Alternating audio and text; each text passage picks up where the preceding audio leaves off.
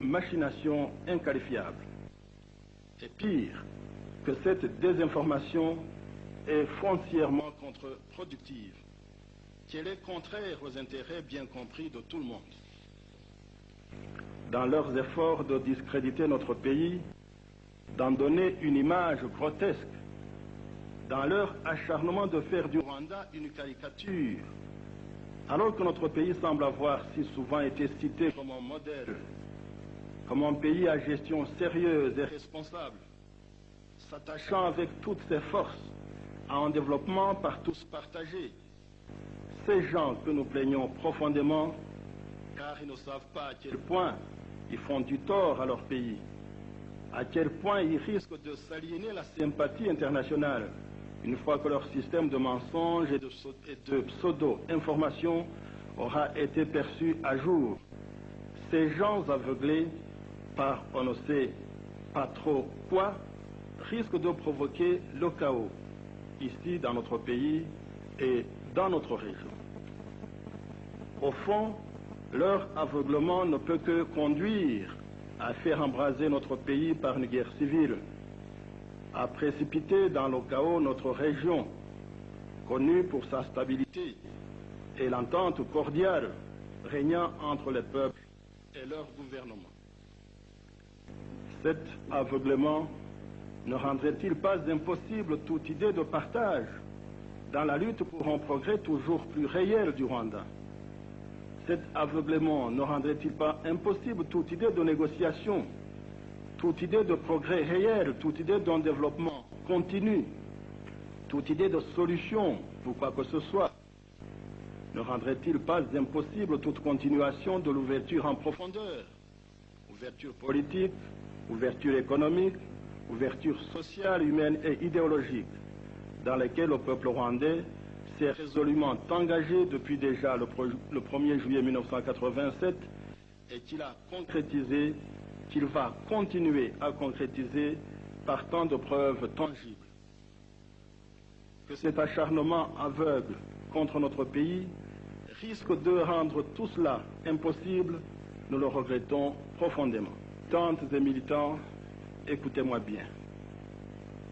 Écoutez-moi bien, l'ennemi qui accable notre pays en y introduisant le feu et le sang ne cherche rien de plus que de dresser les uns contre les autres. Ne cherche rien de plus que de vouloir prouver que 17 ans de paix nationale ne serait qu'une façade et qu'il serait facile de troubler l'entente ethnique régnant dans notre pays. Nous devons à tout prix éviter de tomber dans ce piège infernal. Comme je vous l'ai dit, rien ne serait plus injuste, rien ne serait plus délétère pour notre pays que si nous nous mettions à confondre les choses et à considérer nos frères et nos sœurs, de quelque ethnie qu'ils soient, comme responsables de l'agression armée contre notre pays. Quelle que soit votre colère à l'égard de ces quelques traîtres s'étant joints aux rebelles, quelle que soit votre inquiétude à l'égard des tentatives d'illuminer, de vouloir réinstaurer dans notre pays un régime féodal d'un autre âge, qui veulent revenir au passé, qui voudraient se fondre dans des ensembles super-régionaux, nous ne pouvons nous permettre de mettre nos acquis en question. Prouvons au monde que la maturité politique du peuple rwandais, son humanité foncière, sont les meilleurs garants pour que nous surmontions cette épreuve difficile, pour que nous restions sereins, pour que nous puissions le plus vite revivre l'entente et la paix que nous avons connues depuis si longtemps et que rien ni personne ne pourra ni ne voudra jamais mettre en péril. Rwandaises, Rwandais, amis du Rwanda. C'est également sur le plan de son image à l'extérieur que notre pays subit les pires injures par la faute d'une campagne d'intoxication sans pareil. Il est ainsi dit que notre gouvernement, des milliers de nos concitoyens, que le Moyen-Âge le plus sombre régnerait dans nos institutions pénitentiaires, que nous serions des sanguinaires débridés, piétinant sauvagement les droits de l'homme, et bien d'autres horreurs encore. La vérité est tout autre. La vérité est tout autre. Apparemment, nous déplorons, et heureusement, nous ne déplorons qu'un seul mort lors de la mise en prévention provisoire des 2500 à 3000 personnes dont il fallait examiner l'identité et les activités pour des raisons de sécurité nationale, mais aussi pour leur protection. Et à part quelques échauffourées et quelques rudesses, probablement inévitables, vu les circonstances de tension, de menaces de guerre civile, qui ne nous font que plus apprécier la remarquable maîtrise dans la matière de nos forces de sécurité. Tout le monde semble se porter raisonnablement bien, vu bien sûr le contexte.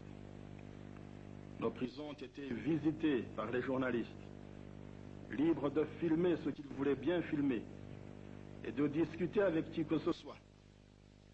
Des missions diplomatiques ont, elles aussi, pénétré dans nos prisons et sont libres de le faire autant de fois qu'elles le veuillent.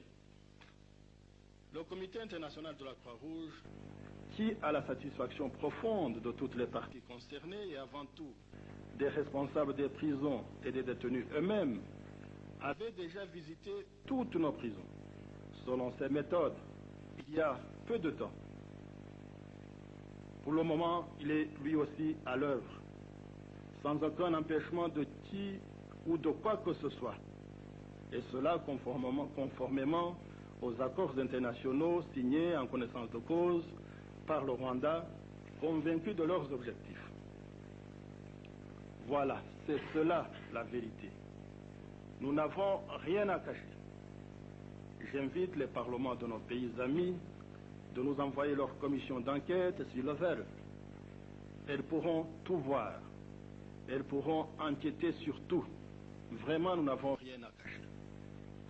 Ce que nous voulons, c'est que le monde connaisse la vérité et rien d'autre, plutôt que cette minable campagne de pseudo-information. Que nos prisons sont surpeuplées, à l'image même de notre pays. Rien de nouveau à cela.